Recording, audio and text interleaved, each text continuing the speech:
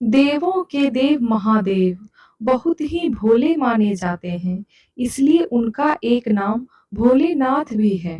पौराणिक मान्यतानुसार भगवान शंकर को प्रसन्न करने के लिए किसी खास तरह के विशेष पूजा पूजन की आवश्यकता नहीं होती है, क्योंकि कहा जाता है कि वह तो भोले हैं। भक्त के मन से की गई क्षणिक मात्र की भक्ति से ही वे प्रसन्न हो जाते हैं। अगर आप भी शिव भक्त हैं और उनकी कृपा पाने के लिए सोमवार का व्रत करते हैं, तो इस कथा को अवश्य सुने। दोस्तों, किसी नगर में एक साहूकार रहता था। उसके पास धन की कोई कमी नहीं थी, लेकिन वह फिर भी बहुत दुखी रहता था, क्योंकि उनकी कोई संतान नहीं थी। संतान प्राप्ति के लिए वह हर सोमवार को व्रत रखता था और पूरी श्रद्धा से भगवान शिव के मंदिर में जाकर भोलेनाथ और माता पार्वती की पूजा करता था। उसकी भक्ति देखकर एक दिन माता पार्वती प्रसन्न होकर भगवान शिव से साहूकार की मनोकामना पूर्ण करने का निवेदन करती है। पार्वती जी के आग्रह पर भगवान शिव ने कहा, हे पार्वती, इस संसार में हर प्राणी को उसके कर्मों का फल मिलता है और जिसके भाग्य में जो हो उसे भोगना ही पड़ता है। लेकिन पार्वती जी ने साहूकार की भक्ति देखकर उसकी मनोकामना पूर्ण करने की इच्छा व्यक्त की। माता पार्वती के आग्रह पर भगवान भोलेनाथ ने साहूकार को पुत्र प्राप्ति का वरदान दे दिया, लेकिन उन्होंने बताया कि यह बालक केवल 12 वर्ष तक ही जीवित रहेगा। माता पार्वती और भगवान शिव की बातचीत को साहूकार सुन रहा था, इसलिए उसे न तो इस बात की खुशी थी और न ही दुख। वह पहले की भांति भगवान शिव की पूजा करता रहा। कुछ समय बाद साहूकार की पत्नी ने एक पुत्र को जन्म दिया। जब वो बालक 11 वर्ष का हुआ, तब उसे पढ़ने के लिए काशी भेज दिया गया। साहूकार ने पुत्र के मामा को बुलाकर उसे बहुत सारा धन देते हुए कहा कि तुम इस बालक को काशी विद्या प्राप्ति के लिए ले जाओ। तुम लोग रास्ते में यज्ञ कराते जाना और ब्राह्मणों को भोजन दक्षिणा देते जाना। दोनों मामा भांजे इसी तरह यज्ञ कराते और ब्राह्मणों को दान दक्षिणा देते काशी नगरी निकल पड़े। इस दौरान रात में एक नगर पड़ा, जहां नगर के राजा की कन्या का विवाह था। लेकिन जिस राजकुमार से उसका विवाह होने वाला था, वह एक आंख से काना था।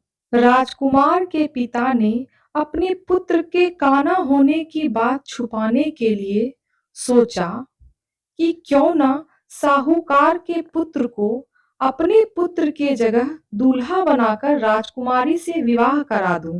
विवाह के बाद साहूकार के पुत्र को धन देकर विदा कर दूंगा और राजकुमारी को अपने घर ले जाऊंगा। साहूकार के पुत्र को दूल्हे का वस्त्र पहनाकर राजकुमारी से विवाह करा दिया गया। लेकिन साहूकार का पुत्र ईमानदार था। उसे यह बात सही नहीं लगी, इसलिए उसने अवसर पाकर राजकुमारी के दुपट्टे पर लिखा कि तुम्हारा विवाह तो मेरे साथ हुआ है, लेकिन तुम्हें जिस राजकुमार के संग भेजा जाएगा वह एक आंख से काना है।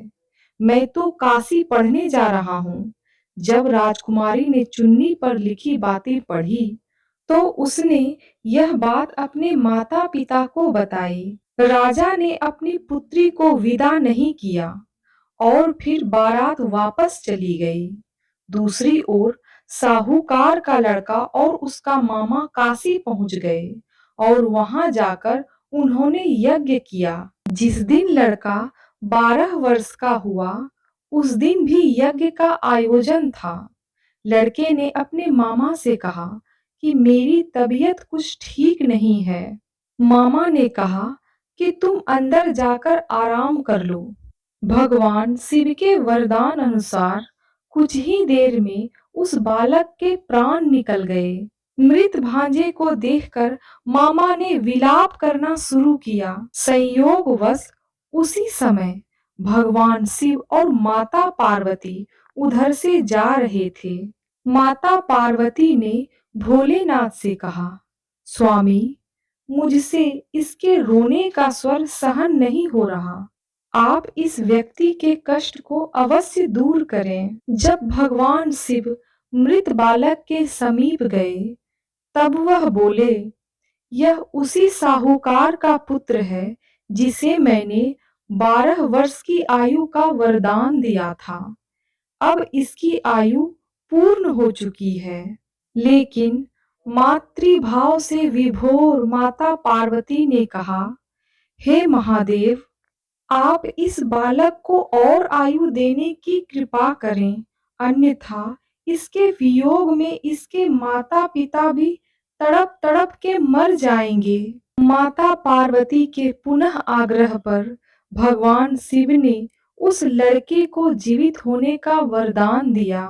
भगवान भोलेनाथ की कृपा से वह लड़का जीवित हो गया। शिक्षा पूरी करके लड़का मामा के साथ अपने नगर की ओर वापस चल दिया और दोनों चलते चलते उसी नगर में पहुंचे जहां उसका विवाह हुआ था। उस नगर में भी उन्होंने यज्ञ का आयोजन किया। उस लड़के के ससुर ने भी उसे पहचान लिया और महल ले जाकर उसकी खूब खातिरदारी की और अपनी पुत्री को उसके साथ विदा कर दिया। इधर साहूकार और उसकी पत्नी भूखे प्यासे रहकर अपने बेटे की प्रतीक्षा कर रहे थे। उन्होंने प्रण कर रखा था कि यदि उन्हें अपने बेटे की मृत्यु का समाचार मिला तो वे भी अपने प्राण त्याग देंगे। परंतु अपने बेटे के जीवित होने का समाचार पाकर वह बेहद प्रसन्न हुए। उसी रात भगवान शिव साहूकार के स्वप्न में आकर कहा, हे श्रेष्ठी, मैं तुम्हारे सोमवार के व्रत करने और व्रत कथा सुनने से प्रसन्न होकर तुम्हारे पुत्र को लंबी आयु प्रदान की है। इसी प्रकार जो कोई भी सोमवार व्रत करता है और कथा सुनता है या कथा पढ़ता है, उसके सभी दुख दूर होते हैं और उसकी सभी मनोकामनाएं पूर्ण होती है। दोस्तों, अगर यह कथा आपको अच्छा लगा तो लाइक, कमेंट और शेयर करें। अगर आप हमारे चैनल पर नए हैं तो प्लीज हमारे चैनल को सब्सक्राइब करें और बेल बटन दबा दें ताकि हमारे अगले वीडियो का नोटिफिकेशन आपको मिल सके। इस कथा को पूरा पूरा सुनने के लिए आपका बहुत बहुत धन्यवाद।